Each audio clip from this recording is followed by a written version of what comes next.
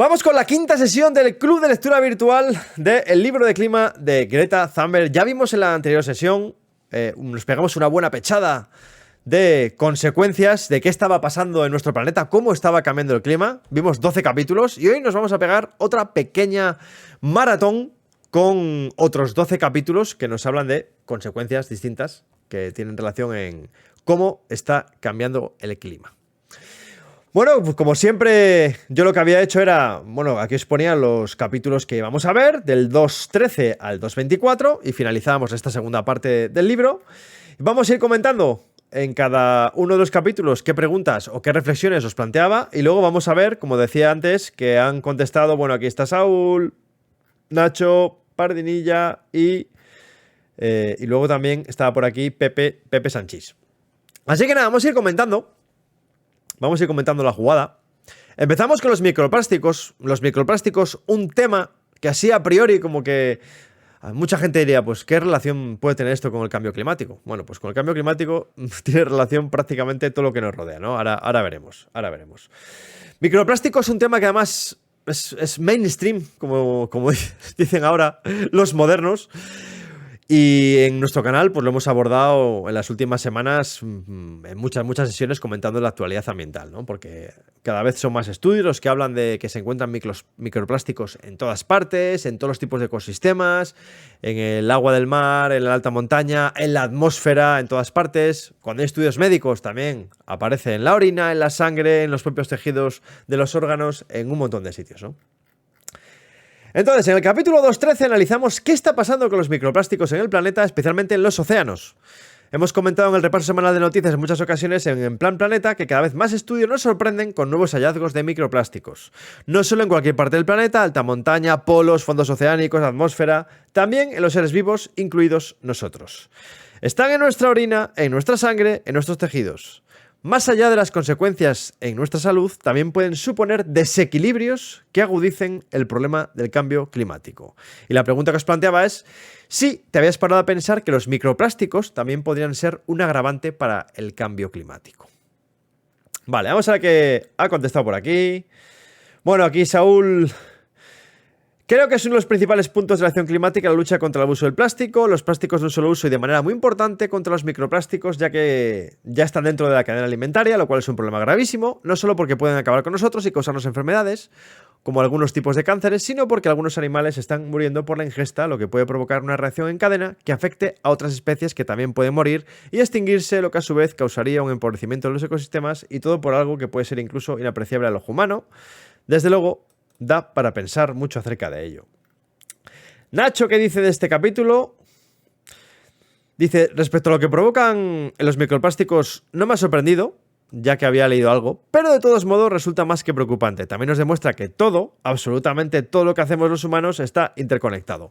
Yo me atrevería a decir que esta idea quizás sea de los puntos más destacables de este libro, que establece muchas interconexiones y relaciones sobre temáticas que a priori, al menos el común de los mortales, pues quizás no tienen esa información, ¿no? Y esa interrelación, esa idea de que toda la naturaleza está interconectado, me parece que este libro lo aborda muy bien, lo resuelve bastante bien además. ¿Qué más dice Nacho? Es más, impactos ambientales que parecen inconexos, finalmente se demuestra que también existen interacciones y retroalimentaciones. Efectivamente. Y finalmente, Pepe Sanchís... Aunque no se sabe muy bien la incidencia en cuanto al efecto de los microplásticos sobre la temperatura, sí parece que las partículas pueden actuar como núcleo de condensación de vapor de agua y podrían generar nubes con efectos variables, como ya vimos en otro capítulo. Efectivamente, este es uno de los puntos que aparecen recogidos en este capítulo. Bueno, aquí, por destacar algunas ideas de las que aparecen recogidas en el artículo, dice que los microplásticos se parecen a las emisiones humanas de dióxido de carbono. Curiosa esta comparación. Dice, derivan sobre todo de las mismas fuentes que los combustibles con base de carbono, como el CO2, son contaminantes de larga vida y tienen su origen en muchas y muy distintas actividades humanas. Ambos se acumulan en la atmósfera y en el océano gracias a una combinación de aportaciones humanas individuales, como la emisión de gases de tubos de escape o degradación de neumáticos, y colectivas, así como actividades agrícolas e industriales.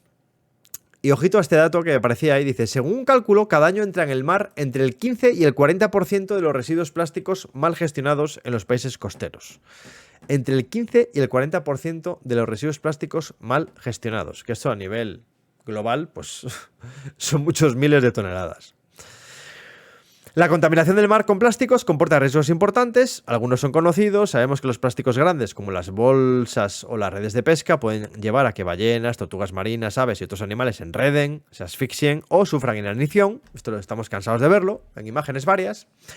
Lo mismo sucede con los microplásticos, se han encontrado copépodos, minúsculos depredadores acuáticos, con las patas enredadas en fibras de microplásticos y alimentándose de micropartículas.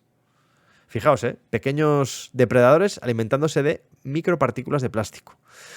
Los grandes plásticos flotantes constituyen también un medio fácil de transporte gratuito para especies potencialmente invasoras, pero por lo general sedentarias. Fijaos, otro problema añadido más. Esos plásticos como vehículo que facilita que especies invasoras se desplacen. De igual modo, se ha visto que los microplásticos de la superficie del océano estaban cubiertos de bacterias patógenas y toxinas. O sea, facilitar que se extiendan las toxinas. Cuando los animales con concha se comen estos microplásticos, las toxinas pueden acumularse en los tejidos del animal y pasar a la persona que los ingiere.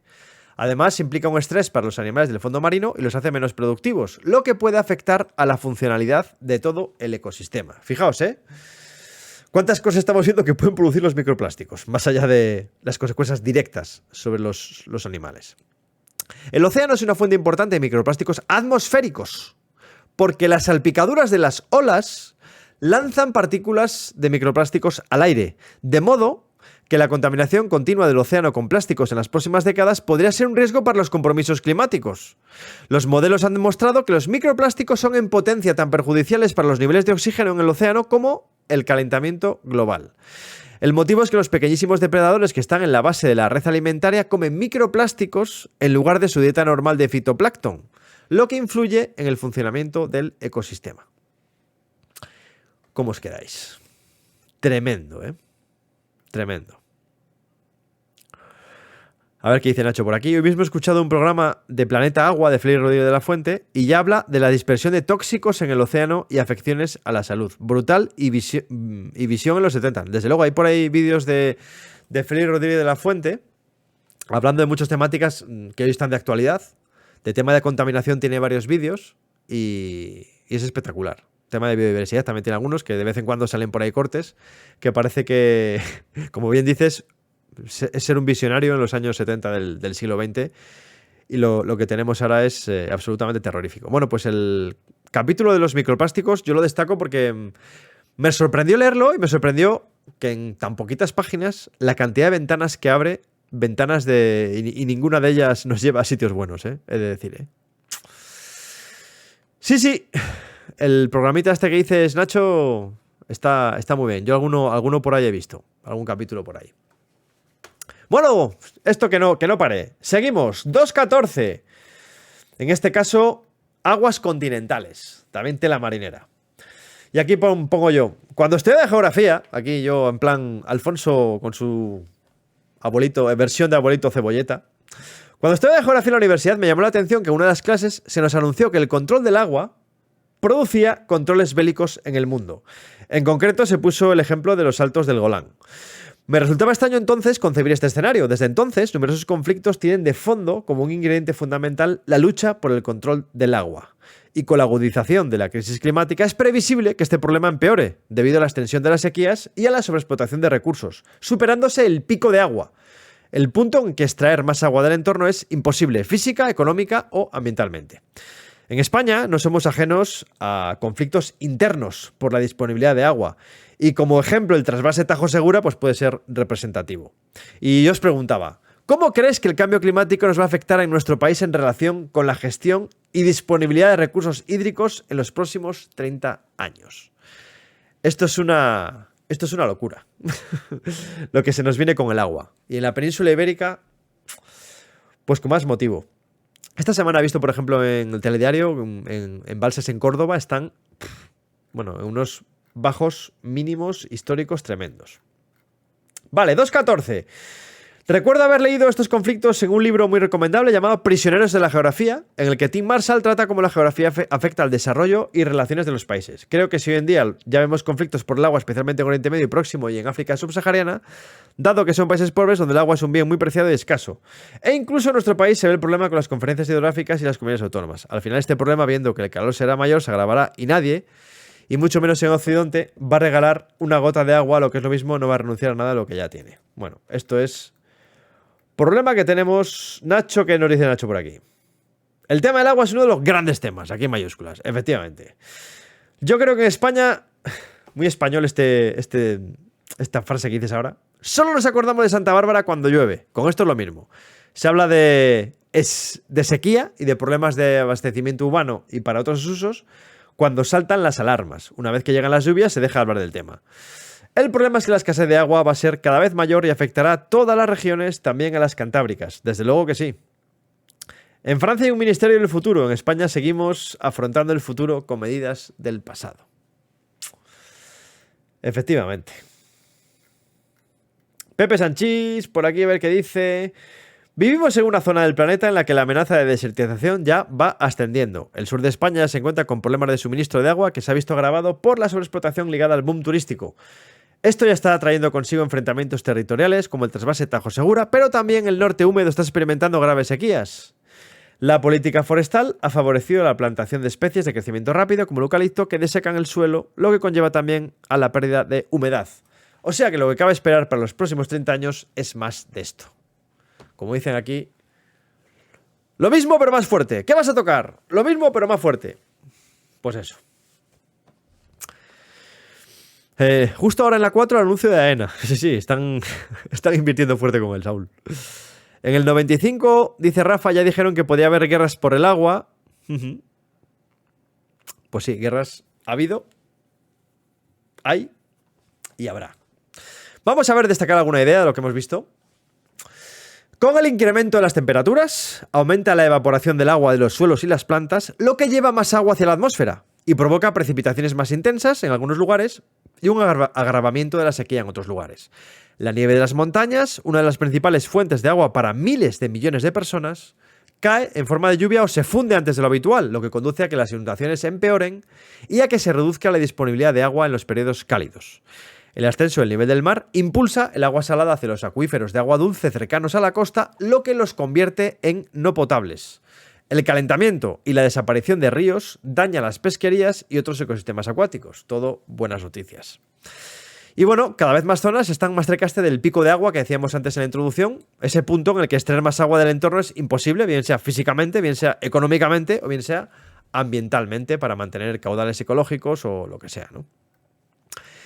Dice, este camino exige apartarse de la dependencia única de infraestructuras rígidas y centralizadas como presas, acueductos y grandes plantas de tratamiento de aguas y encaminarse a una dependencia más integrada en el tratamiento y reutilización del agua, un mejor uso y recogida de aguas de las tormentas, sistemas acuáticos distribuidos y en menor escala y, en caso de ser económica y ambientalmente apropiado, la desalinización de aguas salobres u oceánicas. Bueno, en definitiva, otra idea importante que es el consumo de agua que hacemos, también nosotros, pues también tiene consecuencias en la crisis climática. Una consecuencia más. Bueno, hace 2 viernes dice Saúl que fue de excursión al pantano del Ebro y estaba bastante seco, de los años que más bajo lo ha visto, dijo el profe. Pues sí. Es que hay mucha gente que se piensa que aquí en el norte que no tenemos problema con el agua. Es cierto que llueve más, pero tenemos una peculiaridad, que es que el agua cae, ¡boom!, y rápidamente se va al mar. Son ríos muy cortitos. El agua cae, ¡boom!, y en 4 patadas está en el mar, con lo cual, ojito, que no tenemos tanto agua como parece, ¿eh? No es tanto como parece. Vale, siguiente capítulo. Uno de Greta. Está mucho más cerca de lo que creemos. Estas frases que le gusta decir a Greta mucho. Bueno, aquí Greta vuelve a darnos un meneo en busca del despertar colectivo. Ejemplifica el modus operandi de la anestesia institucional a la que nos vemos sometidos cuando los gobiernos prometen, no cumplen y vuelven a prometer para no cumplir. Es decir, la historia que se repite todos los días. Y para más Inri, Greta nos deleita con el ejemplo de cómo considerar la quema de biomasa como renovable puede agravar el problema de la concentración de gases de efecto invernadero en la atmósfera. Y aquí yo preguntaba una pregunta un poco así utópica. ¿Se te ocurre alguna forma de salir del bucle en promesas no cumplidas al que nos tienen tan acostumbrados los poderes políticos a escala internacional? Vamos a ver qué se ha comentado por aquí.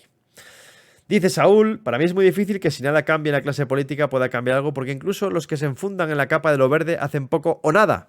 Incluso diría que la persona que está más haciendo, al menos a título personal, que tenga una gran responsabilidad, no es ni siquiera un político, ya que es el rey Carlos III, que desde su ascenso al trono ha aplicado muchas políticas ecologistas en palacio. ¿Sería eso greenwashing real? ¿Palaciego? ¿Es Saúl? Por lo que el manido que hace falta savia nueva no es válido, yo apostaría más porque las asociaciones ecologistas tuvieran más peso en la toma de decisiones y la acción climática, pero especialmente la educación climática, tengan más peso en la sociedad para formar a políticos y empresarios, especialmente que puedan aplicar políticas ecologistas sin caer en el temido greenwashing. Bueno, a ver qué dice por aquí Nacho. Sin duda el capítulo es inquietante. Greta lo deja bien clarito. Han pasado años y años, COP tras COP, y al final caldo de borrajas. Esto provoca un hartazgo social y desacredita a todos aquellos que prometen soluciones. No sé si es posible salir de este bucle de mentiras y romper con el bla bla bla. Por el momento no veo la luz, y mira que insiste Antonio Gutiérrez, y ya lo ha dicho de todas las formas posibles. Eso es verdad, ¿eh? Mira además que le gusta a Antonio Gutiérrez hacer frases que tira mucho de titular para que los periodistas destaquen esa frase, pero ni por esas. El norte global sigue mirando a otro lado. Dice, ya siento ser tan pesimista. Pues sí, es lo que hay, Nacho, no te preocupes. Y Pepe, finalmente, está mucho más cerca de lo que creemos. Es muy complicado abandonar ese efecto placebo al que nos vemos sometidos mientras los medios de comunicación masivos silencien los fracasos de las cumbres y den amplia difusión a supuestos éxitos y acuerdos que no se cumplirán en el futuro y nadie lo denunciará. El tema de la biomasa y su consideración como renovable es un claro ejemplo. O lo de incluir el gas y las nucleares en las energías limpias susceptibles de recibir subvenciones. Si esto que dices aquí de efecto placebo me parece interesante, Pepe, porque a veces igual incluso por propia supervivencia, ¿no? Que preferimos centrarnos en el ver los rayos de sol en la oscuridad, el ver los brotes verdes en los momentos más oscuros y fríos. Pero es cierto que lo que nos dice Greta aquí en el capítulo es demoledor, ¿no? Y aquí, mira, el ejemplo que dice Greta, que dice, en relación con la protección de los bosques y biodiversidad. Todo esto sigue un patrón. De vez en cuando, nuestros líderes hacen algunas promesas y plantean una serie de objetivos vagos, no vinculantes y a menudo remotos. Luego, cuando no los alcanzan, establecen nuevas metas y así sucesivamente. Puede parecer absurdo, pero no hay duda de que funciona, si el objetivo es seguir como siempre, mantener el crecimiento económico y altos índices de popularidad. Lo que se dice que es cambiar todo para que no cambie nada. El mensaje que se transmite, dice Greta, si es que se transmite alguno, es que están tomándose medidas. Cuando los medios de comunicación de los países ricos informan del problema, no nos muestran imágenes de los factores que lo originan, como una fábrica de todoterrenos en Alemania, una granja de productos lácteos en Dinamarca, un centro comercial en Seattle, un bosque talado en Suecia o un carguero que llega a Rotterdam lleno de juguetes de plástico, zapatillas y smartphones. En cambio, nos enseñan imágenes de osos polares en el Ártico, glaciares que se derriten en la Antártida, capas de hielo que se derrumban en Groenlandia, madereros ilegales en el Amazonas o el descongelamiento del permafrost en el norte de Siberia. Dado que no son exactamente fenómenos cotidianos, nos olvidamos de que la crisis climática y ecológica está teniendo lugar en todas partes y a todas horas. Está mucho más cerca de lo que creemos. Es la frase del capítulo. Y luego pone el ejemplo de la biomasa renovable. Y se pregunta Greta, ¿biomasa renovable? ¿Eh? Como los árboles vuelven a crecer, hemos decidido que talarlos y enviarlos a medio mundo de distancia para quemarlos se considera renovable. Un estudio de 2018 calculó que harían falta entre 44 y 104 años, o sea, entre 44 y 104 años, para que los bosques volvieran a absorber el carbono que se libera con la quema de madera, si es que lo logran, dada su creciente exposición a la erosión del suelo, las temperaturas extremas, los incendios y las plagas. Bueno, pues este capítulo de transición con las reflexiones de Greta, que siempre están bien, por los ejemplos que pone y por las reflexiones que nos inspiran. Pasamos de tema. A ver qué pone por aquí, Nacho. En Aragón somos expertos en el tema. El presidente no solo defiende a capa y espada las macrogranjas de cerdos, regadíos, grandes complejos eólicos, conexión de estaciones de esquí, sino que ya ha incluido en su discurso la necesidad de aprovechar la biomasa para limpiar bosques y evitar incendios. Mientras todo el mundo se va a Zaragoza. Sí, además ahí en Aragón el tema de la hipertrofia urbana de Zaragoza, pues también es, bueno, eso a largo plazo está claro que en cuanto a ocupación del territorio, pues supone un problema importante. Que por cierto, ¿qué movida habéis tenido con lo de Canal Roya y con el director general también de Educación que se ha mojado, ¿no, Nacho? Y sigue todavía, ¿no lo han echado todavía después de las declaraciones que hizo el otro día? Me parece que debe haber una movida también interna a nivel de gobierno curiosa, ¿eh? Con este tema tan polémico. Bueno, vamos con los incendios forestales, que es el tema capítulo 2.16. Otro clásico en el cambio climático que estamos viendo últimamente. Mega incendios. Solo oír el nombre nos hace estremecernos. En nuestras retinas están las imágenes de los incendios de Australia de 2019-2020 que calcinaron 24 millones de hectáreas, muriendo o desplazándose 3.000 millones de animales, que se dice pronto, ¿eh? En este capítulo 2.16 lo deja bien claro. Cuanto más se calienta el planeta, más frecuentes y extremos serán los incendios. Con la extensión de la temporada de incendios a zonas y a periodos que antes fueron fríos, arderán más bosques, liberando cantidades enormes de carbono en la atmósfera, lo que incrementará aún más el calentamiento. Esta retroalimentación positiva es como presionar el pedal de gas de un coche. Y aquí yo decía algo que decir. No hay más preguntas, señoría. O sea, el tema de los incendios es el clásico bucle de retroalimentación, ¿no? Que cuanto más calor va a hacer, más fácil que haya incendios. Cuanto más incendios haya, más fácil que aumente la temperatura. Y bueno, esto es un no parar, ¿no? 2.16, ¿qué dice Nacho por aquí? No creo que se pueda añadir nada más, lo estamos viendo con claridad, año tras año, los incendios nos acotan con mayor contundencia. Por desgracia, y aunque resulte paradójico, un incendio sí contribuye a que aumente el PIB del país afectado, pero no si se trabaja en la conservación. Por eso estamos viendo que gran parte de las inversiones van a la extinción y no a la prevención. Lo mismo ocurre con la sanidad, pues es mucho más rentable para las empresas que la gente enferme y no prevenir la enfermedad mediante una vida sana, con ejercicio, calidad de los alimentos, reducción del estrés. Pues eso es un buen ejemplo, Nacho. El tema de prevención de incendios o extinción de incendios y aplicado a la salud, pues lo mismo. Si se invirtiera mucho más en prevención, pues nos ahorraríamos mucho más en lo que es la propia atención, ¿no? Muy bien. Vamos a ver, Saúl, qué dice por aquí. El que vemos algo que no por conocido deja de ser de los más tristes que puede ocurrir en el ecosistema, como son los incendios. Se dan cada vez más, se extienden por mayor terreno, mayor pérdida de biodiversidad, pero como sabemos el calor extremo provoca mayor sequedad en nuestros bosques, lo que hace más fácil que con cualquier pequeña acción o aumento mayor de las temperaturas vuelvan a producirse incendios. Y aún es peor cuando el incendio no es natural sino antrópico, ya que normalmente se provoca por la basura y desechos que se abandonan por los montes. Sí, bueno, una buena parte de los incendios tiene la mano del hombre está detrás. Prácticamente todos. Quitando los que están provocados por algún rayo o alguna cosa de estas, la mayor parte por causas humanas. Vale, vamos a ver. Pepe, es la retroalimentación positiva, más incendios, más ambiente seco, más emisiones, mayor cantidad de CO2, más efecto invernadero, más temperatura, mayor riesgo de incendios. Y empezamos otra vez. Efectivamente. Se entiende muy bien. Nacho, sigue vivo ese director general que decíamos antes, es profesor y seguro que apuesta fuerte por sus ideales, de perdidos al río, como suelo decir. Sí, yo me extrañó ver las declaraciones que hizo y vamos, mis dieces, como dicen los chavales. A ver en qué termina la cosa. Vale, vamos a ver, destacar alguna idea de lo que aparece en el capítulo este de los incendios. Vale. La deforestación generalizada ha cambiado la capacidad del planeta para absorber el exceso de carbono. A medida que cada vez más superficie ha pasado a estar cubierta por ecosistemas naturales, como bosques o marismas, a los cultivos agrícolas y las zonas urbanas de hormigón. Hoy en día los bosques solo ocupan alrededor de 1/3 de la superficie del terreno global. Creo que es un 31%. Aparte de su impacto en las emisiones, los incendios generan también contaminación atmosférica, que perjudica la salud. Es que, claro, es que no solo es por tema de cambio climático, es que es la salud, las partículas. De hecho, cuando tenemos incendios cerca, sabemos que cuesta respirar, que hay mucha partícula en suspensión, eso es malísimo para la salud. Contamina también la calidad de las aguas en las cuencas afectadas y destruye los hábitats y la fauna necesarios para sostener la biodiversidad global. Aunque siempre ha habido incendios por causas naturales, con el cambio climático aumenta la temperatura del planeta y se alteran los patrones de circulación globales que condicionan las condiciones climáticas en cada área.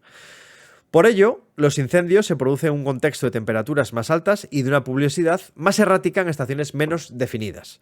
Las olas de calor y las sequías prolongadas pueden causar un aumento de las temperaturas, menos lluvias y humedad en el aire y en el suelo, y cambios en los vientos, factores que combinados pueden provocar incendios forestales.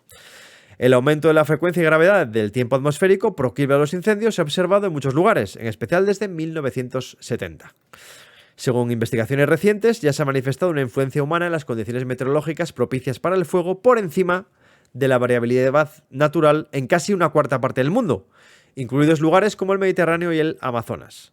Los modelos climatológicos muestran que el área de riesgo elevado de incendio aumenta a mayor nivel de calentamiento, siendo el doble el área afectada a 3 grados por encima de los niveles preindustriales comparada con un calentamiento global de 2 grados centígrados. Es decir, no solo es que más calor hace que haya más incendios, sino que es más probable que haya más y que sean más intensos.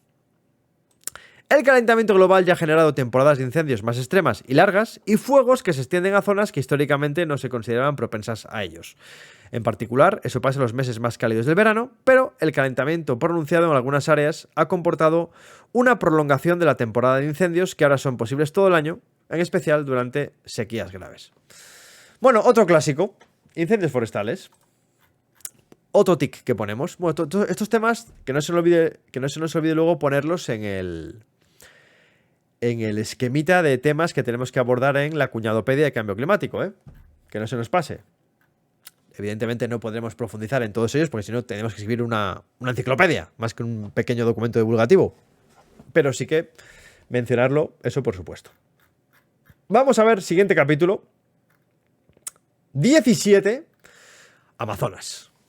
El Amazonas es el pulmón del planeta. ¿Quién no ha oído esta frase alguna vez? Sin entrar en la oportunidad y en la rigurosidad de esta frase, el capítulo 2.17 explica que sin duda la Amazonia se trata de un elemento esencial en el sistema climático del planeta. Se captura mucho dióxido de carbono, se reducen las temperaturas de la superficie terrestre y se generan precipitaciones, minimizando efectos de sequías y olas de calor en la zona. Pero algo está cambiando en los últimos años. Se observa aumento de temperatura y reducción de humedad. ¿Por qué? Bueno, tanto por el cambio climático de origen antropogénico como por la transformación en el uso de la tierra, en especial por la sustitución de zonas forestales por zonas de cultivo o ganaderas, por la quema de residuos agrícolas, por las explotaciones mineras y por el incremento de los incendios forestales. Están aumentando en la Amazonia las olas de calor y las sequías, y cada vez más estudios apuntan a que está cerca el punto de inflexión que nos conduzca a estadios de bosque más degradado con consecuencias serias para el sistema climático. Las cifras de deforestación son colosales y ¿hasta cuándo vamos a seguir permitiendo esta espiral de destrucción? ¿Hay algo que podamos hacer desde aquí, al otro lado del charco? Esto es lo que yo comentaba de esto. Vamos a ver. Vale, ¿qué dice por aquí Nacho? Creo que la Amazonía la tenemos muy cerca, aunque está al otro lado del charco, tal vez por nuestra vinculación histórica con el nuevo continente y el misticismo que desprende aquel territorio inmenso. Sin embargo, tan apenas pensamos en la terrible devastación de las selvas en el sudeste asiático, Tailandia, Indonesia, Sumatra, Borneo... Sí, que es verdad que se habla más del Amazonas, pero también ojito con estas, ¿eh? Y ya no digamos nada de las selvas africanas, estas son ya las totalmente olvidadas. Podríamos ayudar pensando en qué alimentos compramos. Gran parte de las harinas con las que engordamos el ganado que criamos en España y que luego exportamos procede de las tierras robadas a la selva amazónica, así como otros ecosistemas de extraordinario valor de los que ni se habla, humedales, pastizales, bosques secos... Hay muchas más medidas, pero ante todo debemos pensar globalmente. Pues sí, efectivamente, Nacho. A ver, ¿qué dice por aquí? Saúl, esta capacidad se ve mermada por la tala indiscriminada, habitualmente ilegal, los incendios provocados por el calor, pérdida de biodiversidad. La victoria de Lula da Silva parece que puede ser un respiro para la Amazonia. En los próximos años lo veremos, Saúl, veremos a ver. Todo apunta a que sí, pero veremos. Veremos. Porque Brasil siempre es un país que sorprende, ¿eh? Brasil que es un macropaís, que son 200 millones de personas, ¿eh? Desde aquí lo único que podemos hacer es mantener nuestra acción climática, pero especialmente cuidar de nuestros ecosistemas porque aunque no tiene la importancia el Amazonas en nuestra realidad más cercana y sobre la que tenemos más capacidad de acción. Para cuidar de la Amazonia solo nos queda confiar en los políticos latinoamericanos y las asociaciones ecologistas de la zona y las que actúan a nivel mundial, porque la otra opción es la aplicación de sanciones de Occidente y no parece una realidad viable tanto legalmente como por la disposición de los políticos occidentales. Bueno, me gusta mucho, Saúl, esto que ha dicho bueno, vamos a cuidar lo nuestro, que ahí sí que lo tenemos cerquita, ahí sí que podemos actuar y podemos hacerlo. Bueno, finalmente Pepe. Algo que nos explica en el capítulo es que en el suelo de la selva la materia orgánica es degradada muy rápido y su espesor es pequeño, por lo que al talar e intentar cosechar, tras unas pocas temporadas aceptables, se empobrece el suelo y deja de ser productivo. La tala para obtener pasto producirá una rápida degradación, pero sorprendentemente ha estado apoyada por los sucesivos gobiernos e incluso el Banco Mundial. No tengo respuesta para lo que se puede hacer ante esto. Desde luego.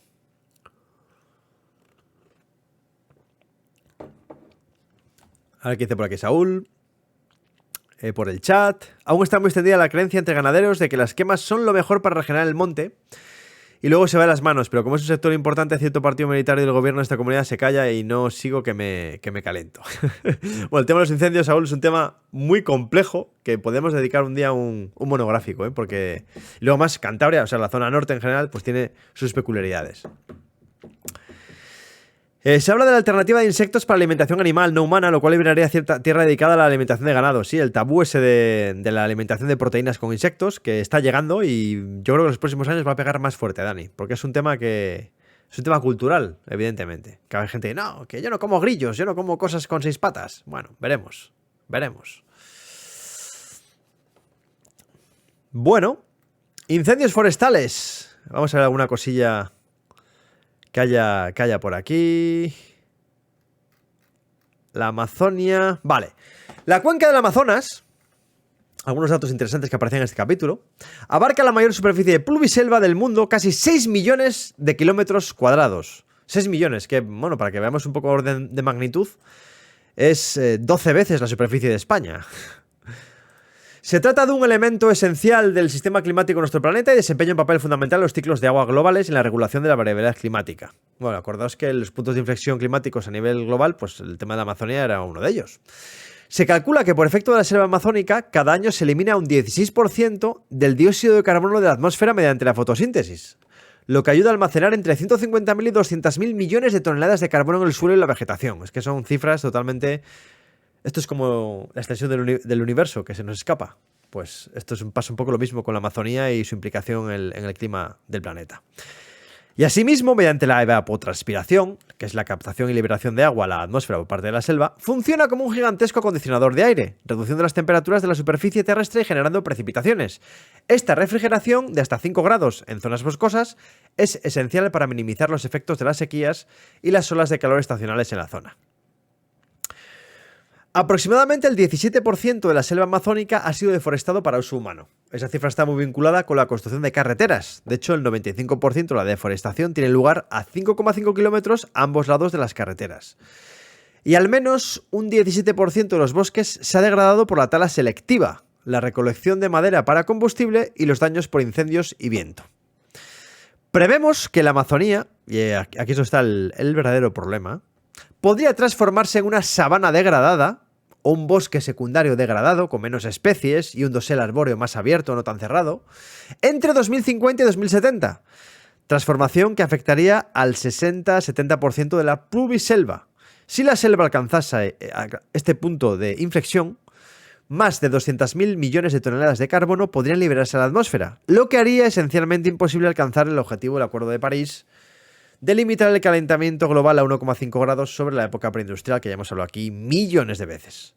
Y la pérdida de biodiversidad sería grave, pues llevaría a la extinción a miles de especies endémicas de plantas y animales. Con lo cual, la Amazonía, importantísima. Vamos a ver. Pensando en global, dice por aquí Nuria, a la hora de adquirir bienes procedentes de la Amazonía, pues tratar de que al menos haya sido sosteniblemente. Es decir, por ejemplo, evitar comprar madera procedente de tala ilegal de allí. Aquí la Unión Europea está legislando y a ver si se puede legislar bien con suficientes garantías de trazabilidad. Brasil por población recursos naturales debe ser una potencia mundial como el gigante latino, pero están lejos de ser un gigante mundial más allá del fútbol. Son el gigante latino. Más allá del fútbol. Sí, es que Brasil es un país tremendo. Es que son... O sea, por cada español que hay 4 brasileños. O 5. Casi 4 y pico. Uno de los grandes impactos que está sufriendo se debe a la explotación de la madera de balsa para la construcción de las aspas de los aerogeneradores. Sí, vimos alguna noticia. Creo que había un artículo del País que comentamos aquí en su día, Nacho. Cierto. Bueno, seguimos avanzando. Bosques boreales y templados. Un repaso que estamos haciendo en los ecosistemas aquí del planeta, ¿eh? Vamos a ver. No solo de la Amazonia vive la absorción de carbono en zonas forestales del planeta. Esta frase la he dicho yo. Me entrecomillo a mí mismo. Puede ser una buena frase resumen de lo que aparece recogido en el capítulo 2.18. He aquí un extracto. Los bosques naturales en las zonas boreales y templadas pueden desempeñar un papel crucial en la mitigación del cambio climático y la pérdida de biodiversidad, pero solo si se los deja crecer durante más tiempo. En cambio, la silvicultura sostenible, tan extendida en esos territorios, es mucho menos eficaz, ya que se centra en proporcionar un suministro sostenible de madera, en no dar respaldo a ecosistemas sostenibles. Lo que necesitamos, en cambio, es dejar que los bosques maduros y viejos crezcan más e incrementar de modo sustancial el tiempo entre talas en terrenos forestales. Eso contribuiría a aumentar el almacenamiento y la acumulación de carbono. La reforestación y la forestación también ayudan, pero no tanto. La protección de los bosques hace que el carbono se quede en ellos y fuera de la atmósfera y protege la biodiversidad y las fuentes de agua, como muestran los bosques templados húmedos. Si queremos mitigar el cambio climático y proteger la biodiversidad, es vital evitar mayores pérdidas y restablecer ecosistemas forestales ricos en carbono y en especies. Y la pregunta que hacía era, ¿de qué forma compaginar el aprovechamiento de los recursos forestales con el mantenimiento de unos ecosistemas forestales sanos según una gradación significativa? Ahí es nada. Ahí es nada. Vale, esto era el 2.18. Vale, 2.18. Es clave trabajar, dice Nacho, en la conservación de los bosques que ya existen e implantar medidas reales de gestión con el fin de lograr que sean resilientes. Esta palabra que me encanta. Es la mejor forma de minimizar su colapso, incendios, plagas, mortandad y mantener retenido el carbono almacenado. Una de las medidas es recuperar y o almacenar sistemas agroforestales y o silvopastoriles. No hay que inventar gran cosa, puesto que esto viene de muy atrás. Pero sí es necesario rescatar esas técnicas ancestrales. Un excelente ejemplo es la dehesa. Este tema da para mucho. Sí, la dehesa, la verdad. La dehesa, además, en nuestro país tiene ahí un desarrollo interesantísimo. Algún trabajo hice yo en la carrera de la dehesa. Algo estudié yo de aquello. Impresionante. Donde se junta el tema natural con el tema etnográfico. Impresionante. Vale, más cosas. A ver qué dice por aquí Pepe. Deberían mantenerse árboles viejos y no realizar talas extensivas. Así que he almacenado más carbono, como indica la gráfica, que aparece en el libro, al tiempo que esos árboles servirían de refugio a numerosas especies que no pueden anidar en los árboles jóvenes, como ocurre con algunas rapaces nocturnas. Vi un documental en el que se denunciaba el peligro de desaparición de estas aves debido al continuo rejuvenecimiento de los bosques de Norteamérica. Por supuesto, los leñadores no veían el problema. Talamos árboles, pero los sustituimos por otros nuevos. Ojo con limpiar conciencias con el tema de la compensación de la huella de carbono mediante la plantación de arbolitos. Esa palabra ahí, ¿eh? Arbolitos. ¿Con qué maldad la has metido a Pepe ahí, eh? Pues efectivamente. Ojito con limpiar conciencias. Bueno, quizá una de las ideas más importantes de este capítulo, que se demuestra un poco con hechos, es que es más importante dejar que crezcan que no reforestar o plantar individuos jóvenes, ¿no? Interesante. Vamos a ver aquí, por destacar alguna de las ideas de este capítulo, que yo tengo por aquí marcadas. El efecto del cambio climático en los bosques varía según las regiones en función de los cambios relativos a temperatura, pluviosidad, la resiliencia de ecosistemas forestales y la vulnerabilidad de las especies. Vale, se estima... Lo que decíamos antes, que la superficie forestal global era de 4.060 millones de hectáreas en 2020, 31% de la superficie total del planeta. Vale. De manera global, los bosques del hemisferio norte tienden a tener mayores sumideros de carbono, con un intercambio neto de carbono del ecosistema que asciende a unas 1,44 gigatoneladas de carbono al año.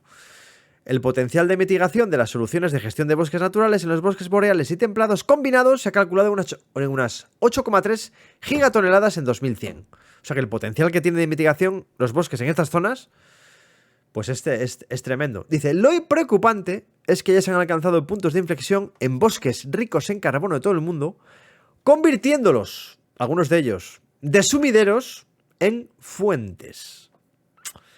Pues esto sí que es un problema.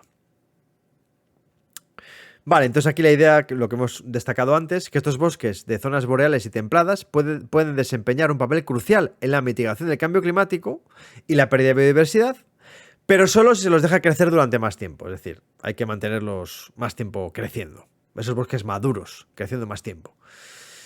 Y esto de la silvicultura sostenible, pues ha demostrado que es menos eficaz, ya que no se centra en respaldar esos ecosistemas sostenibles, sino en producir madera. Entonces, pues no es lo que necesitamos, básicamente.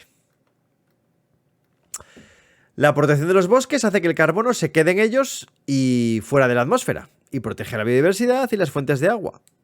Si queremos mitigar el cambio climático, por cerrar un poco esta idea y proteger la biodiversidad, es vital evitar mayores pérdidas y restablecer los ecosistemas forestales ricos en carbono y en especies. Bueno, estos bosques templados, estos bosques boreales, que tanta importancia tienen. Venga, seguimos. Festival 219, biodiversidad terrestre. Vamos a ver dónde tenemos aquí 219. Vale, ¿qué hay de la biodiversidad terrestre y qué relación tiene con el cambio climático con el ser humano? Bueno, en el capítulo 219 se habla de la triple oleada de cambio producido en los ecosistemas a raíz de la capacidad y necesidades de transformación del entorno por parte del ser humano. Agricultura, ganadería, minería, deforestación y aumento exponencial de consumo de recursos implican grandes cambios en los ecosistemas. Pero a esta acción directa se está uniendo en los últimos tiempos la amenaza del cambio climático antropogénico. Aunque el cambio climático aún no ha llevado a tanta pérdida de biodiversidad como el uso de la tierra por parte del ser humano, las alarmas ya están sonando. Bueno, ya hemos visto aquí ejemplos de cómo el cambio climático puede suponer pérdida de biodiversidad. Además, los ecosistemas con menos biodiversidad absorben menos carbono y son menos resilientes a las inclemencias meteorológicas, con lo que el círculo vicioso está en marcha. Una vez más, se demuestra que todo está interrelacionado. Los distintos elementos del sistema están interconectados y nuestra intervención afecta tanto directa como indirectamente.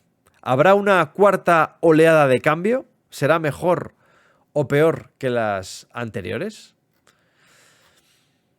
Bueno, aquí, ¿qué cosas comentamos por aquí? Tengo yo por aquí destacadas algunas ideas. Vale, bueno, la primera, le decíamos antes lo de las 3 oleadas de cambio. La primera oleada de cambio tuvo lugar allá por la prehistoria, en el momento en que establecimos el primer contacto con numerosas especies del mundo. La caza contribuyó a acabar con muchas especies de grandes mamíferos y aves. La extinción de la megafauna, que ya lo vimos acordados en los primeros capítulos del libro. Mientras que las ratas y los gatos que diseminamos por innumerables islas llevaron a la extinción a muchas especies de aves que al evolucionar en un entorno sin depredadores, pues se habían vuelto no voladoras. Esto también hay muchos ejemplos por ahí. Bueno, esa fue la primera oleada. La segunda, hace unos 10.000 años. La agricultura estable reemplazó al nomadismo, iniciando así esta segunda oleada de cambio. Empezamos a remodelar ecosistemas de forma consciente a fin de satisfacer nuestras necesidades de alimentos y materiales, transformando de este modo el mundo en un lugar donde nos fuera más fácil vivir. Y desde mediados del siglo XVIII, revoluciones consecutivas de las prácticas agrícolas y de fabricación ocasionaron la tercera oleada de cambio humano. La gestión de los ecosistemas pasó a ser el dominio de estos. La explosión demográfica resultante precisaba de más tierras agrícolas y más madera para construcción y combustible, lo que llevó a una mayor deforestación. Hoy utilizamos combustibles fósiles para alimentar casi cualquier sector de nuestra economía y producimos CO2 mucho más rápido que la capacidad de absorción de los ecosistemas. Nuestra huella en alrededor del 75%. ¿Quién está por aquí? Vamos a ver. PJMC20, bienvenido o bienvenida a En Plan Planeta. Aquí estamos comentando el libro del clima de Greta Thunberg, haciendo un club de lectura virtual. Bienvenido o bienvenida aquí a nuestra comunidad de En Plan Planeta. Bien, cultivamos más del 30% de la tierra de manera cada vez más intensiva. Solo en la producción ganadera se usa un área equivalente a toda Norteamérica y Sudamérica combinadas, ¿eh? Fijaos, ¿eh? Solo en producción ganadera. Es que es una auténtica salvajada. Bien. Bien. Vale, vamos a ver qué comentaban de este capítulo del 2.19. A ver, Nacho, ¿qué comentaba? Dice, da miedo pensar en la siguiente oleada. Si los sapiens aplicáramos nuestro nombre científico, tendríamos que estar trabajando de forma intensa para lograr un futuro mucho más justo, sostenible, resiliente. Pero por el momento seguimos apretando el acelerador del coche y el muro está muy cerca. Muchas veces, cada vez que veo a un niño recién nacido, trato de crear una imagen prospectiva de nuestro planeta que verá cuando sea anciano y me resulta imposible. Dejo de pensar en ello para no deprimirme. ¡Oh, qué masoca eres, Nacho, eh! Me va a pasar a mí ahora, cada vez que vea un recién nacido, ¿eh? Imaginarme cómo será el mundo cuando crezca. Es muy injusto que las generaciones de hoy le estemos pasando el marronazo a los que llegan y van a llegar. Espero equivocarme, que finalmente encontremos el camino correcto, no solo para los que vivimos en el selecto club de los ricos, sino para todos. Vale, ¿qué dice Pepe por aquí? Probablemente sí se produzca otra oleada, o quizás ya nos encontramos en ella. Sí, seguramente estemos en ella ya. Seguimos la pista de algunas especies que consideramos en especial peligro e intentamos recuperarlas, como es el caso del lince ibérico. Además, muchas de ellas son especies paraguas cuya protección genera la de otras que viven en los mismos hábitats. Pero sospechamos que en algunos hábitats, especialmente ricos, como es el caso del bosque tropical, se produce la desaparición de una gran cantidad de biodiversidad, mucho antes incluso de que se hayan catalogado muchas de las especies que lo habitaban. Efectivamente. Vale, y aquí finalmente Saúl, la relación de la biodiversidad con el ser humano. Sería muy difícil mantener el equilibrio, ya sea por ejemplo por la producción de gases que permite la vida en la Tierra, como por la fotosíntesis, como por la polinización o por reducir el efecto de los gases contaminantes. El cambio climático producido por nosotros pone todo este frágil equilibrio en problemas, ya que está aumentando los problemas relacionados con el aumento de temperaturas, los fenómenos extremos que impiden el desarrollo de la vida o que dificultan dicho desarrollo. Por tanto, considero que es muy probable que haya una nueva oleada de cambio que, si no se pone freno, sería peor que las anteriores, ya que estaría protagonizado por fenómenos extremos y la pérdida de biodiversidad. Bien, vamos a ver el 220, capítulo 220, capítulo 2 de los insectos. Bueno, este me resulta muy curioso, el de los insectos. Vamos a ver. Los que somos un poco más mayorcetes, seguro que coincidirán conmigo en esto que voy a comentar ahora. A ver, los que ya peinamos canas, recordaremos que los viajes largos en coche en la década de los 80 del siglo XX eran sinónimo de parabrisas infestados de cadáveres de múltiples insectos de numerosas especies. Sin embargo, hoy pueden recorrerse cientos de kilómetros sin apenas estamparse unos pocos ejemplares en el cristal de nuestro vehículo. Es el llamado fenómeno del parabrisas. Y sí, es un fenómeno estudiado. El capítulo 220 nos indica que el número de insectos está disminuyendo y tiene implicaciones importantísimas en nuestros ecosistemas y en nuestro modo de vida. Debería preocuparnos, y mucho. ¿Eras consciente de la existencia de este fenómeno del parabrisas? Esto sobre todo para la gente joven. ¿Cuál de las funciones de las que desempeñan los insectos es la que más te llama la atención? Vamos a ver qué dice por aquí Nacho. Dice, sin duda conocía este tema del parabrisas y es muy efectivo a la hora de visibilizar el problemón. También aquellas personas que detestan a los insectos. El colapso de los insectos es muy, pero que muy grave, y lo estamos viendo. También nos está afectando de múltiples formas. Es una desgracia que domine esta falsa cultura de destrucción de aquello que nos sostiene, pero no nos damos cuenta hasta que lo perdemos. Yo me alegro muchísimo cuando hay moscas por casa, aunque les invito a salir por la ventana. Por ello, utilizo el maravilloso método del vaso y el papelito. Ya nos dirás, Nacho, qué método es ese. Justo hoy he estado cortando cañas con el fin de crear varios pequeños hoteles de insectos diseminados por el olivar que tenemos junto a casa. Y la ciudad de Huesca lleva más de 10 años con un proyecto de gestión de parques y jardines pensados para atraer insectos y que tengan opciones para aumentar sus poblaciones. Sí, está muy de moda ahora estos jardines de mariposas, los hoteles de insectos. Hoteles de insectos, por cierto, que hay que limpiarlos. Porque si no se limpian, pues puede ser foco pues de hongos, de bacterias, y puede ser peor el remedio que la enfermedad. De hecho, bueno, yo, cuando nosotros aquí en Cantabria, entre las actividades de voluntariado que hacemos también hoteles de insectos, hacemos también jardines de mariposas, pero es verdad que yo siempre recomiendo, o hago hincapié en que los hoteles de insectos es mejor hacerlos en aquellos lugares en los que per se pues tienen dificultades, es decir, en entornos urbanos sobre todo, que igual tienen más dificultades para encontrar nichos para establecerse. Porque en un entorno que sea como muy rural, pues igual no merece mucho la pena hacer un hotel de insectos. Porque al final tienes que mantenerlo y si no lo mantienes bien, pues igual es peor el remedio que la enfermedad, ¿eh? Entonces un aviso a navegantes con respecto a esto. ¿No has vivido personalmente lo del Nuria, lo del efecto del fenómeno del parabrisas? Pues sí, la verdad es que es muy curioso. Yo recuerdo de niño y cuando ibas en coche, ¡pum! Estaba constantemente el parabrisas del coche lleno de mosquitos. Ahora ya... Eso no hay. Bueno, insectos. Vamos a ver. A ver qué más hay por aquí. Más comentarios. Vale. Si os he observado este fenómeno, Pepe, ocurrió especialmente con mosquitos y abejas en determinado momento del año. Una de las funciones poco valoradas es el control de plagas por los mismos insectos. Por ejemplo, las mariquitas y los pulgones, todo un clásico. Como a contraposición, algunas especies se han visto beneficiadas por el cambio climático, como es el caso del mosquito tigre y algunos otros mosquitos transmisores de diversas enfermedades y que están ocupando zonas en las que no se encontraban antes y con la extensión de los días cálidos pueden desarrollar más ciclos, aumentando su número. Sí, esto es otra. Que el cambio climático nos está quitando, bueno, también la contaminación, ¿eh? Ahí se mezcla un poco todo, ¿no? En cuanto a la disminución de los insectos.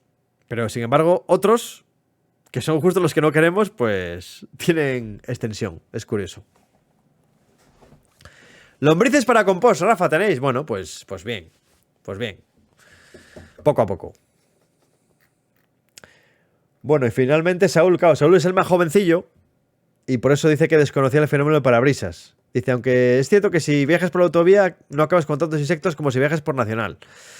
Que no soy muy fan de los insectos porque dan bastante repelús, pero bueno, nos tengo los repelús, Saúl, hay que reconocer su papel en los ecosistemas. Los arácnidos, aunque no son insectos realmente, pero me encanta la función que tienen las abejas, ya que son importantísimos para el desarrollo de la vida. Sin ello no existiría polinización.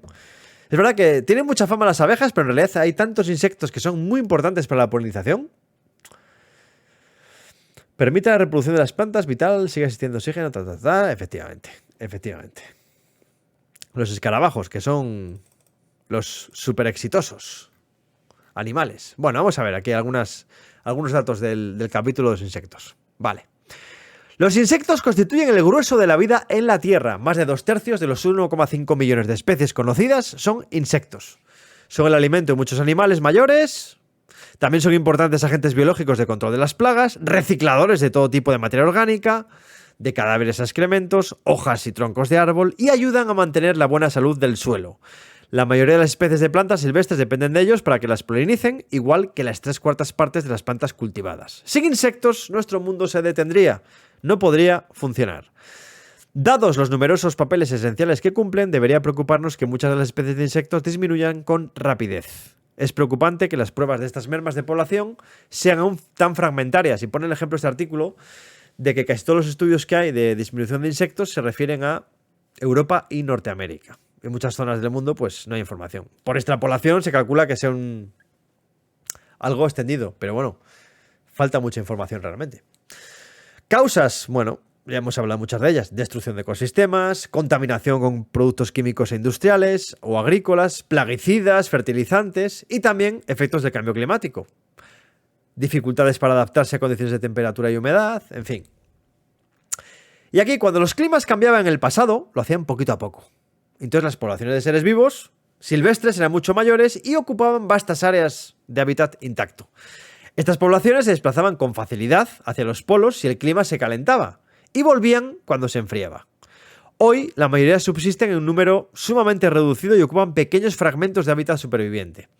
Para trasladarse hacia el polo deben cruzar extensiones de hostiles tierras de labor y zonas urbanas con la esperanza de dar con un trozo de hábitat adecuado en el otro lado. El cambio climático conlleva también una mayor frecuencia de tormentas, sequías, inundaciones e incendios que acarrean también graves efectos en poblaciones que ya han visto diezmadas. Para algunos de los insectos puede ser la gota que colme el vaso. Y aquí una comparación que aparece en el capítulo, que me gustó mucho, que quiero compartir con vosotros. Dice así: el biólogo estadounidense Paul Ehrlich comparó la pérdida de especies de una comunidad ecológica con el hecho de quitar... Vaya hombre, me viene aquí la tos, la reminiscencia de la gripe A. Bueno, pues este biólogo comparó la pérdida de especies de una comunidad ecológica con el hecho de quitar aleatoriamente remaches del ala de un avión. Dice, si quitas uno o dos, es probable que el avión no le pase nada. Si le quitas 10 o 50, en algún punto tendrá lugar un fallo catastrófico y el avión se estrellará. Los insectos son los remaches que mantienen los ecosistemas en marcha. Me pareció una buena comparación, la verdad. Comparar los insectos de los ecosistemas con los remaches del ala de un avión. Si falla uno, no pasa nada, pero si perdemos unos cuantos de ellos, pues la cosa cambia.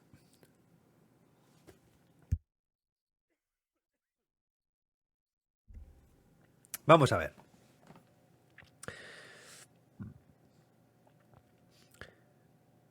Dice Nacho por aquí hablando de los hoteles de insectos. Que cuidado con ellos. Al haber materiales diferentes, pueden vivir insectos diferentes y llamar a depredadores que se comen a otros insectos del mismo hotel. Sí, bueno. Eso puede ser otro problema, sí. Los insectos coprófagos, que se alimentan de los excrementos de ganado extensivo, se debe al tratamiento preventivo o antiparásitos que se inyecta a los animales, estén o no afectados. Sí, sí, los problemas aquí que podemos tener son muy extendidos. Bueno, nos quedan 4 capítulos todavía, vamos a hacerlos súper rapidito. Aquí viene ahora uno que me encanta, que es el de la fenología. Se llama el capítulo El calendario de la naturaleza, que también me consta que ya lo comentó el otro día Nacho, el otro día. Vamos a ver. Vale, la fenología es la ciencia que estudia la relación entre los factores climáticos y los ciclos de los seres vivos. En un contexto de cambio climático donde las condiciones cambian y además de forma rápida e imprevista, los seres vivos pueden tener serias dificultades de adaptación. Lo hemos comentado ahora en el caso de los insectos, pero que se puede extrapolar a otros muchos tipos de seres vivos. En el capítulo 221 se nos muestran ejemplos de estas dificultades y de las implicaciones que tienen no solo para las distintas especies y sus ecosistemas, sino también para nuestro modo de vida. Y la pregunta que os hacía es, ¿te habías parado a pensar que variaciones en la fenología pueden implicar menor disponibilidad de alimento para los seres humanos?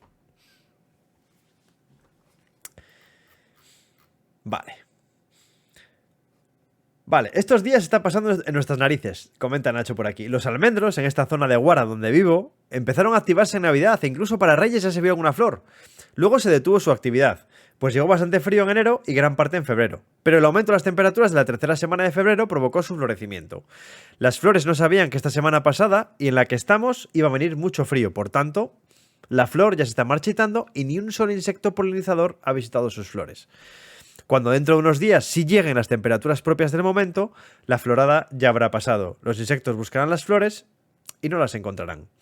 Por tanto, este año tampoco cogeremos almendras de aquellas variedades más rústicas y que mejor se adaptaban a las características climáticas de hace unos años. Pues muy buen ejemplo, Nacho, que es representativo de cómo la fenología se puede estudiar y cómo afecta a las especies que cultivadas también, cómo pueden afectar a esa disposición de alimento para nosotros en este caso, ¿no? Vale, ahora que dice por aquí Pepe. La alteración del calendario de unas especies afecta a otras que se alimentan de ellas, como explica para el caso de las golondrinas o los vencejos. El ser humano no es una excepción y el calendario de cultivo se verá también afectado. Efectivamente. Y aquí Saúl... Vale, cualquier pequeño cambio que sea imperceptible para nosotros no lo es para la fauna y la flora, y más aún si son fenómenos extremos que pueden poner en riesgo las cosechas o el acceso al agua de los seres humanos. Bien.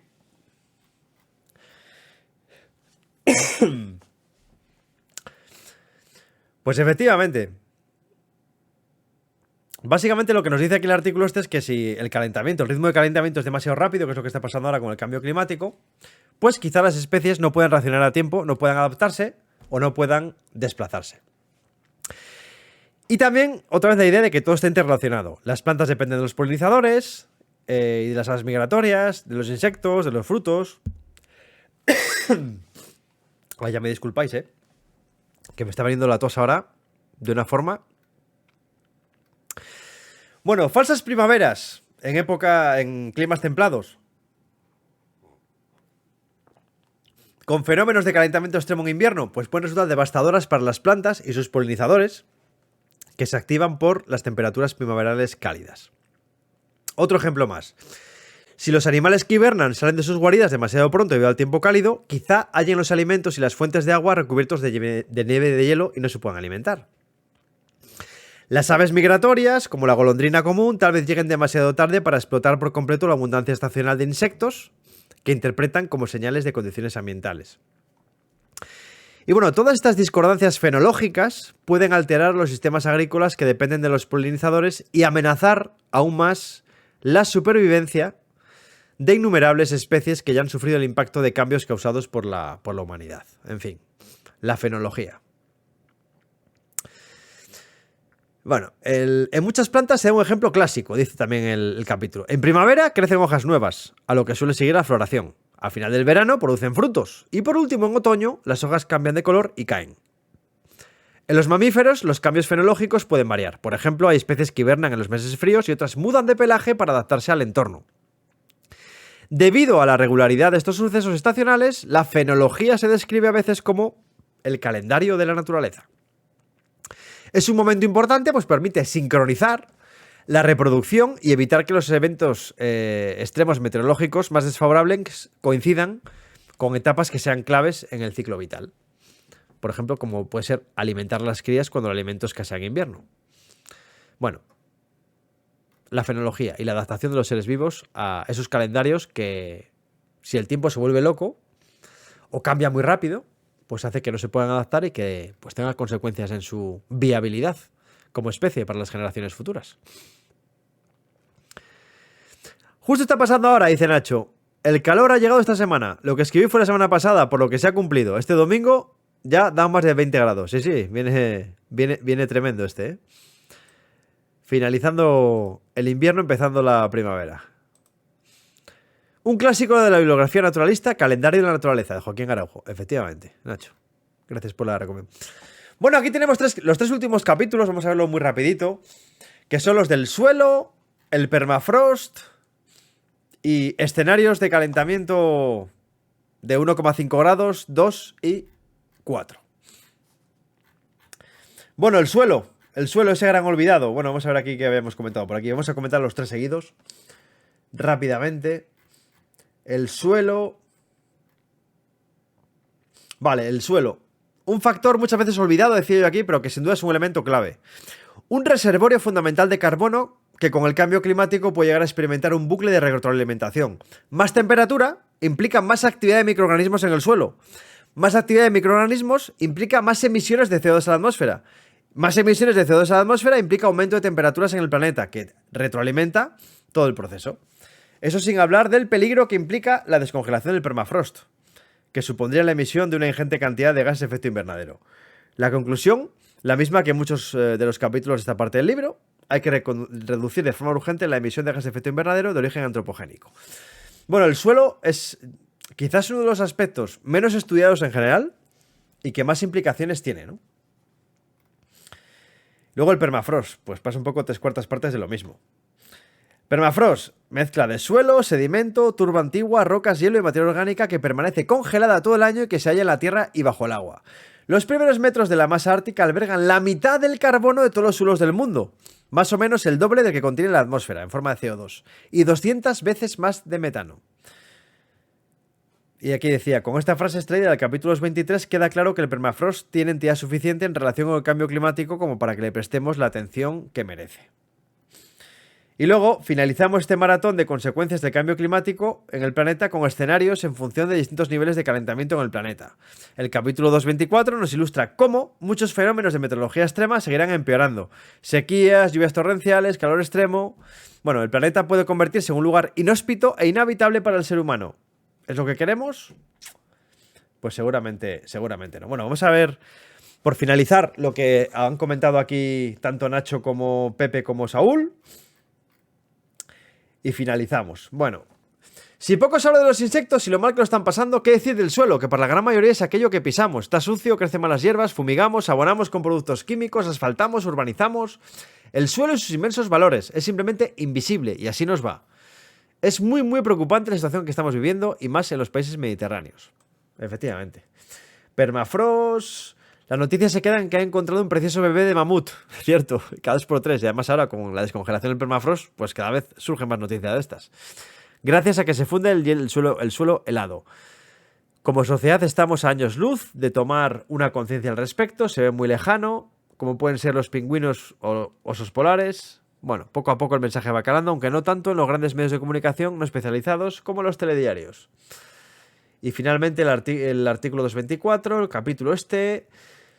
Todos los escenarios son malos y es lo que provoca una reacción inevitable de tristeza, miedo, cabreo, indefensión, indignación, pero es bueno saber dónde estamos, de dónde venimos y tomar medidas para evitar los peores escenarios. Solo así vamos a poder asumir la realidad y aplicar cambios en el día a día. También podremos aportar nuestro granito de arena y contribuir al cambio en nuestro entorno. En mi caso puedo decir que estoy transitando en este camino de asimilación, aceptación y aplicación en acciones cotidianas, consumo, alimentación, desplazamiento, energía, análisis de las decisiones políticas al respecto. Siento la extensión de la entrada. No, hombre, no, Nacho, faltaría más. Yo te lo agradezco mucho, hombre.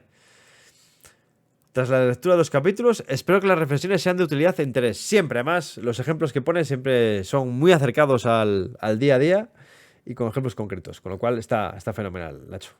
Bueno, Pepe Sanchís, el suelo sin comentarios, permafrost, otro olvidado a menudo cuando se habla de cambio climático. Dice, ya son visibles los enormes hundimientos de terreno en Siberia por su fusión. Sí, son imágenes espectaculares, la verdad. Bueno, no estamos a la altura y las emisiones, en lugar de descender, aumentan. Esperemos que se nos abran los ojos y suavicemos los daños. Como dice, la inercia hará que, aunque se tomen medidas, se produzcan efectos perjudiciales. De los seres humanos de ahora depende el grado de dichos efectos. Bueno, y finalmente, Saúl. El suelo, probablemente, uno de los factores más importantes para el desarrollo de la vida. Lo necesitamos. Sí, y no sorprende que también se vea afectado por los gases de efecto invernadero, incluso siendo un emisor de los mismos, si las temperaturas aumentan. Todo lleva a una conclusión. La gran conclusión, o paramos ya la emisión de gases, o todo ecosistema sufrirá grandes cambios muy negativos para todo. Pues sí, si el permafrost se derrite sería una catástrofe difícilmente solucionable para la vida en la Tierra, por la cantidad de gases de efecto invernadero que se emiten. El dato que me ha sorprendido es que un 60% de Rusia sea permafrost, ya que estamos hablando de más de la mitad del país más grande del mundo, que si siguen aumentando las temperaturas, tiene riesgo de perderse y terminar en la atmósfera. Esto del permafrost es espectacular, ¿eh? También por cuando desaparece el suelo sobre el que están asentados edificios, que también hace que edificios se caigan. Bueno, es espectacular. Esto del permafrost da también para muchos comentarios. Y luego, finalmente, volvemos a la ya comentada no percepción de los pequeños cambios. Cada vez son más pequeños, más perceptibles debido a los fenómenos extremos, producidos por el aumento de temperaturas, que podías llegar a ser 10 grados en el 2300, lugar inhóspito, vida imposible. Bueno, estamos a tiempo de evitarlo. Vale, podemos. Esa es la idea, Nacho, que nos sea útil a todos, ¿no? Y que nos sirva para reflexionar y lo compartamos, ¿no? No lo puedo evitar. Tampoco hay que obsesionarse, Nacho, ¿eh? Hay que intentar no obsesionarse. Yo entiendo, te comprendo porque me pasa igual, ¿eh? Yo cada cosa que leo, miro, conversación que estoy, al final siempre lo acabo relacionando con lo mismo, ¿eh? Pero es cierto que tenemos que evitar obsesionarnos porque si no, no vivimos, ¿eh? Y tampoco es plan, ¿eh? Tampoco es plan. Bastante triste es todo como para... Hay que evitar obsesionarnos porque si nos obsesionamos es fácil caer un poco en la desesperanza. Y eso es lo que no podemos permitirnos. Pero bueno, estar bien informados, por supuesto que sí. Y en eso estamos aquí ahora. Es un poco el objetivo de este club de lectura, compartir nuestras penas, compartir nuestras inquietudes y animarnos unos a otros también, ¿eh? Así que nada, cuando uno esté un poco más de bajón, hay que echarle una mano al resto. Rafa, te tienes que marchar, nos vamos ya todos, son 8:30. Además que yo no sé ni cómo he aguantado aquí 1:30 hablando hoy, que tengo la garganta un poco machacadilla, ¿eh? Ya nos podemos preparar ahora que vienen las elecciones, nos vamos a reír un rato. Yo no sé si reír es la palabra, pero bueno, mejor tomárselo así, Nacho. Vamos a intentar disfrutar también de los procesos electorales. Que también tienen su aquel, también tienen su gracia, hombre, también tienen su gracia. A mí me pasa una cosa con el tema de las elecciones, pues cuando se suele decir mucho, es muy útil votar es la acción climática más útil que podemos hacer y tal. Joder, el problema es que ¿encontraremos un partido político con el que estemos de acuerdo 100% con todo? Es complicado, ¿eh? Es complicado.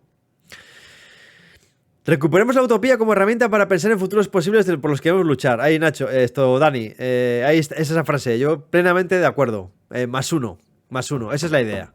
Si tenemos una utopía, es más fácil que podamos ir caminando hacia ella. Si no la tenemos, estaremos perdidos. Bueno, otro maratón que nos hemos metido hoy, ¿eh? Para acabar con el capítulo 2. Bueno, voy a poner aquí el calendario de próximas emisiones que tenemos y con los capítulos, ¿vale? Mañana ya tengo preparado lo de mañana, que son los capítulos 3 a 1 a 3 a 7. Descansamos un poco, de 12 capítulos pasamos a 7 para no morir colapsados. Entonces, bueno, el número de páginas es parecido, pero bueno, cambiamos de capítulo y nos vamos a la tercera parte, que es cómo nos afecta el cambio climático, que también está bien. Aquí están las próximas emisiones y nada, está previsto que acabemos el 18 de mayo. Así que nada, a ver si algún día de estos también puedo dedicar un poquito de tiempo a repasar la cuñadopedia, porque estamos ahora, es verdad que estamos repasando ahora un montón de consecuencias y convendría pues darle un meneito para seguir avanzando en eso. Muy bien. Muy bien. Vamos aquí. ¿Quién está por aquí? Cerezade, me caché en la mar. Ahora. Muchas gracias. Muchas gracias. Cerezade, que es la creadora. Precisamente ahora estábamos hablando de la cuñadopedia, de cambio climático. Cerezade, estamos ya despidiéndonos, ¿eh? Llevamos aquí 1 hora y media. Dale que te pego con el club de lectura. Que hemos visto hoy 12 capítulos sobre consecuencias del cambio climático, cómo está cambiando el clima en el planeta. Y hemos hablado desde la Amazonía, el permafrost, los suelos, microplásticos, pérdida de biodiversidad, incendios forestales. Hemos estado hablando un poco de todo. Y estamos aquí ahora pues planificando lo que vamos a hablar la semana que viene, que vamos a empezar ya a hablar del club de lectura de cómo nos afecta, porque hemos hablado de cómo está cambiando el planeta, cómo funciona el clima, cómo está cambiando el clima en el planeta, y vamos a empezar a hablar la semana que viene de cómo nos afecta. Es decir, el cambio climático, ¿qué implicaciones tiene en nuestras vidas? Pues veremos que tiene un montón de ellas. Y los capítulos que vamos a ver la semana que viene, pues vamos a empezar a hablar de eso. Y nada, aquí estamos con la cuñadopedia, que bueno, ahora que ha venido la gente de tu chat, pues muchas gracias por los follows, que hay gente por aquí haciendo. Aquí somos una comunidad pequeñita, ya os digo. No estamos acostumbrados a grandes números. De hecho, ahora estamos 100 y pico personas. Esto para nosotros es top, super top, top, top. Pues muchas gracias, Carolina Susana, Stalin de 75, Bio Gabo, Dragonflix. Estamos con. Vamos a ver cómo está el esquema de la cuñadopedia. Ya que estamos aquí, vamos a comentarlo un poquitín. Os comentamos un poco. Estamos empezando. Tenemos que meterle mucha caña a la cuñadopedia. Pero básicamente pretendíamos hacer, al estilo del volumen que ya hay de las vacunas, que conocéis la gente que venís del canal de Cerezade, que hablando de las vacunas, queremos hacer una de cambio climático. Es decir, un documentillo que todo cuñado que quiera estar bien enterado para hablar con conocimiento de causa en todo tipo de discusiones y comentarios relacionados con el cambio climático, pues tenga información de buena fuente. Y sobre todo aquí con referencias, como nos gusta en el ámbito científico, a papers, a información, a trabajos, a documentos, ¿no? Y para que fuera un documento que fuera asequible, habíamos empezado a decir el cambio climático en 5 ideas y 10 palabras. Esto va a ser el esquema genérico de cómo vamos a plantear la cuñadopedia de cambio climático, ¿vale? Entonces, las 5 ideas y 10 palabras son: 1. Es real.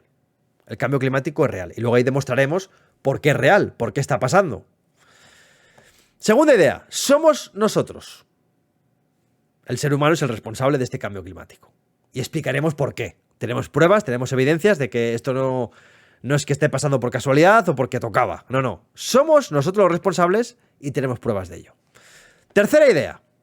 Esto no es ni que lo diga Sherezade, ni que lo diga Alfonso, ni que lo diga nadie. Esto es consenso científico. Hay consenso científico de los estudiosos del clima de todo el mundo, lo tienen muy claro. Pues ahí hablaremos del IPCC, hablaremos del panel intergubernamental de expertos en cambio climático, hablaremos de los estudios, de los informes de evaluación, de todo el consenso científico que hay al respecto. Cuarta idea. Es malo.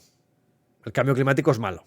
Y por eso ahí lo que haremos será pues empezar a meterle caña y a explicar qué consecuencias tiene. No solo para el planeta, cuando se habla no, es que hay que cuidar el planeta. No, si el planeta se cuida solo. Si el problema lo tenemos los seres vivos que vivimos en el planeta. Y en especial nosotros, que vamos a sufrir mucho. Entonces, bueno, la cuarta idea sería, ¿es malo? Explicaremos por qué es malo el cambio climático para el planeta, para la biodiversidad y para nosotros. Y la quinta idea, para no acabar, que no sea todo, esto es terrorífico, esto es tremendo, nos hacemos un ovillo, nos metemos en la cama y nos picamos y nos respiramos y mandamos todo paseo. No. La quinta idea es que hay esperanza. O sea, sabemos, la parte buena es que sabemos lo que tenemos que hacer. Esa es la parte buena. Y en relación con esto, pues simplemente es ponerse manos a la obra. A nivel colectivo sobre todo, pero también a nivel individual. Entonces, bueno, este va a ser el esquema de la cuñadopedia de cambio climático. Esto es el gran resumen que hay. Y bueno, pues sí, esta es un poco... ¿te parece bien? ¿Te parece que tiene buena pinta? Es que yo estoy muy preocupado para que a Sherezade le parezca que está bien, porque claro, Sherezade también ha hecho un ejercicio de confianza en que nosotros vamos a ser capaces de sacar un volumen de la cuñadopedia a la altura de lo que la cuñadopedia se merece. Entonces, bueno, pues yo, aprovechando que estás por ahí por el chat, yo te lo agradezco y esperamos estar a la altura, ¿eh? Vamos a hacer todo lo posible para estar... Se confía. Y si no, vendrá la serecracia y dictará la sentencia. Y nos pondrá la X roja grande. Haremos todo lo que podamos, ¿eh? De hecho, bueno, aquí hemos empezado ya a poner cositas. Estamos en una fase muy incipiente todavía, porque queremos hacerlo bien. Y como estamos aprovechando también este club de lectura para ir comentando cosas, y bueno, pues le meteremos un poco caña después a detallar. Pero el esquema lo tenemos, que quizás sea lo más complicado. Porque un documento de este estilo, que queremos que sea lo más didáctico posible, el tener claras las ideas y tener clara la estructura me parece que es fundamental. Y creo que eso lo tenemos. Luego es ir rellenando huecos y seleccionando bien las frases y las referencias científicas para que quien quiera pueda profundizar más. Entonces yo creo que lo tenemos. Creo que lo tenemos.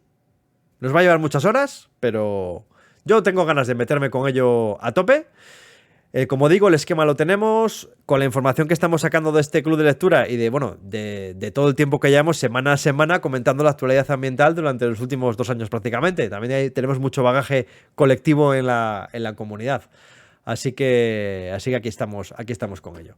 Y la verdad es que, Sherezade, es que estábamos ya despidiéndonos realmente, porque hemos empezado a las 7, estamos una hora y media. Por eso no me parecía tampoco marcharme. Ahora que veníais todos y todas por aquí, no me parecía tampoco oportuno marcharme, ¿no? Que por cierto, estaba comentando, la semana pasada no tuvimos stream porque me pilló la gripe A. Que eso creo que a ti, Sherezade, creo que no te lo había contado. Me pilló la gripe A y estuve 3 días con 40 de fiebre. Con 40 de fiebre estuve con 3 días seguidos machacadísimo. De hecho, empecé el jueves pasado y todavía no estoy recuperado, ¿eh? Estoy todavía ahí... No, ha pillado bien. Ahora como tenemos todos test de todo, de gripe A, gripe B, todo el abecedario, COVID y todo, pues sabemos lo que tenemos. Pero bueno, ha sido... Sí, no, sí, ya nos estamos despidiendo, Sherezade. Pero bueno, que también me apetecía repasar un poquitín... Me apetecía repasar el esquemita que tenemos preparado, así lo has visto de primera mano.